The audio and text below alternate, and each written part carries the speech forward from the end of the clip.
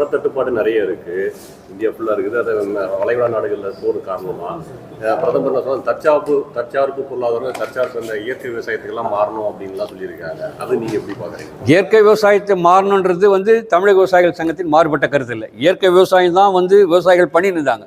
அந்த இயற்கை விவசாயத்தை பண்ணி இந்த விவசாயிகளை செயற்கை விவசாயத்துக்காக மாற்றதும் அரசாங்கம் தான். காரணம் என்ன, பசுமை புரட்சின்ற போர்வையில் இந்த ஆரம்பத்திலே விவசாயிகள் இயற்கை விவசாயத்தை விட்டு மாறாது தான் இருந்தாங்க. அதை ரசாயன உரத்துக்கு மாற்றது அரசாங்கம்.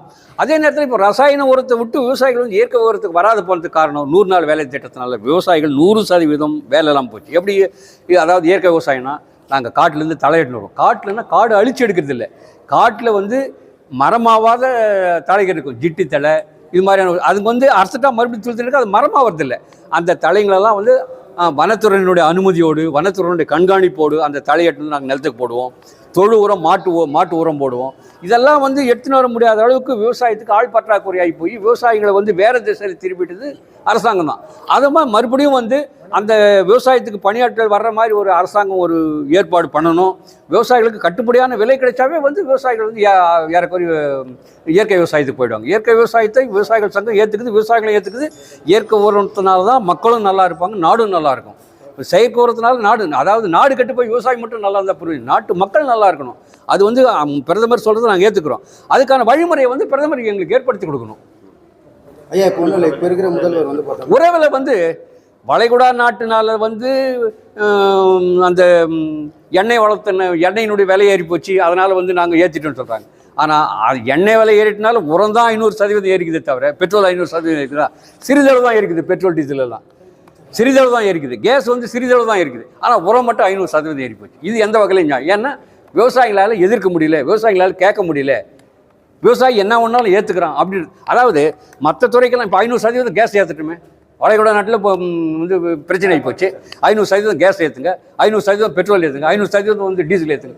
அப்போ விவசாய உரத்தை மட்டும் ஏற்றுறாங்க, மற்றதெல்லாம் ஏற்றலைன்னா எவ்வளோ விவசாயிகளை இரண்டாம் கட்டமாக தான் மத்திய மாநில அரசுகள் பார்க்குதே தவிர இது பயரப்புன்னு இல்லை. என்னங்க பொறுத்த வரைக்கும், எங்கள் தமிழக விவசாய சங்கத்தை பொறுத்த வரைக்கும் விவசாயம் அழிஞ்சால் நாடு அழிஞ்சு போயிடும். அதை அரசாங்கம் நாட்டு மக்களை காப்பாற்றணும்னா முதல் விவசாயத்தை காப்பாற்றணும். ஐயா, இப்போ இருக்கிற முதல்வர் ஒரு படத்தை நடிச்சிருப்பாரு, அதாவது விவசாயத்தை விடாதீங்க ஏற்றுக்கல அப்படின்னா அந்த விவசாயிகள் கருணை கொலையை 5 பேர் போய் வயசான போய் இறப்பாங்க. அதாவது எங்களுடைய கோரிக்கை அரசு ஏற்றுக்கணும், நாங்கள் செத்தாதான் அந்த அரசு ஏற்றுக்கோம் அப்படின்ற ஒரு கோரிக்கை வச்சு ஒரு படமும் நடிச்சிருக்கேன். அந்த மாதிரி அதே மாதிரி தான் இப்போ நாங்களும் கருணை கொலைக்கு எங்களுக்கு அனுமதி கேட்குறோம். மாவட்ட ஆட்சித்தலைவரை எங்களுடைய கருணை கொலைக்காவது இந்த கோரிக்கை, எங்கள் கோரிக்கையை அரசாங்கம் நிறைவேற்றுமான்னு பார்க்குறோம். எங்களுக்கு கருணை கொலை கொடுத்தா நாங்கள் கருணை கொலை பண்ணிக்கிறதுக்கு தயாராக இருக்கிறோம்.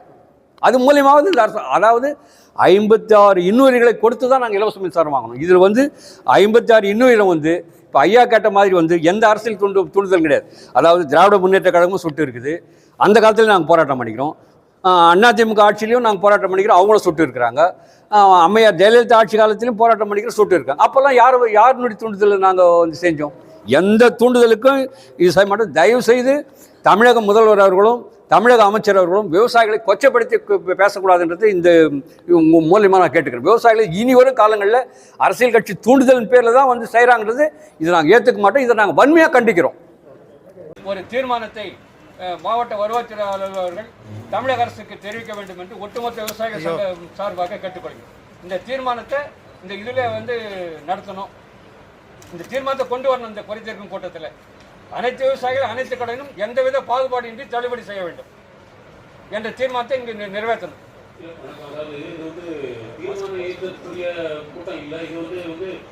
விவசாயிகளுடைய குறைதீர்க்கும் கூட்டம் உங்களோட மனுவை கொடுத்து நாங்கள் கவர்மெண்ட்டுக்கு சம்பந்தப்பட்ட துறைத்தலைவர் மூலமாக நாங்கள் உங்களுடைய கோரிக்கையை நாங்கள் பரிசீலித்து அனுப்புகிறோம். நாங்கள் பல கட்ட போராட்டங்கள் நடத்தணும். பல கட்டமாக மாவட்ட ஆட்சித்தலைவருக்கு கொடுத்துருக்குறோம்.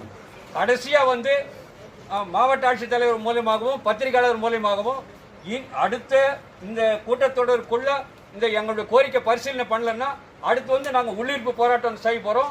அடுத்து மாவட்ட ஆட்சித்தலைவர் எங்களுக்கு கருணை கொலைக்கு அனுமதி கொடுக்கணும். அதாவது தற்கொலைகள் நடந்து கொண்டே இருக்கிறது. அதாவது விவசாயிகள் கடன் தற்கொலை நடக்குதுங்க.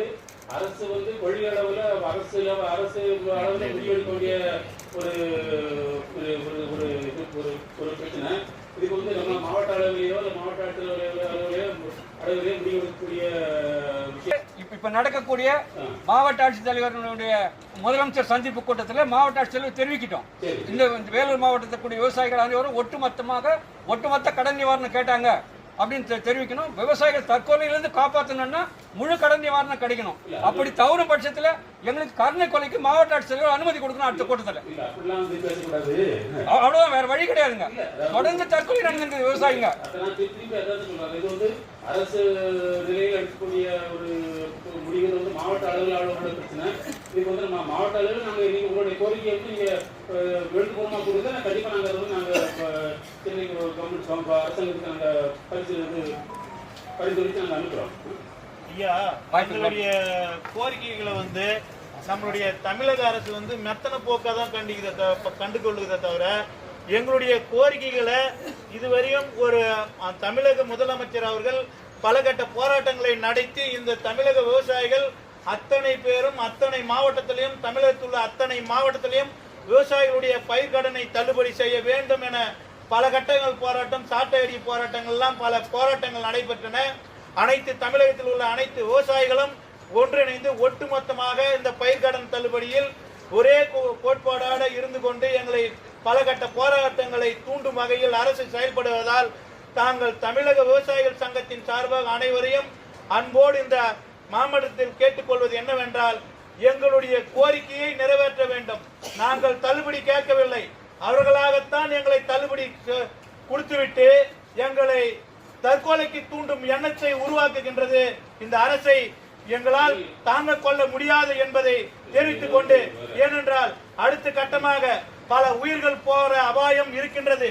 1968 நாராயணசாமி நாயுடு ஐயா போராட்டம் போல் மேலும் இப்பொழுது பிரகண்டம் நடைபெறும் என்பதை இந்த கூட்டத்திலே வாயிலாக தெரிவித்துக் கொண்டு, தமிழக முதலமைச்சர் அவர்கள் உடனடியாக அத்தனை விவசாய மாநில தலைவர்களை அழைத்து ஒரு கூட்டறிக்கை திட்டத்தை தயார் செய்து விவசாயிகளுடைய கோரிக்கையை என்னவென்று ஒரு முதலமைச்சர் இன்று வரை எங்களுடைய விவசாய கோரிக்கையை ஆய்வு செய்யவில்லை, எங்களை சந்திக்கவில்லை.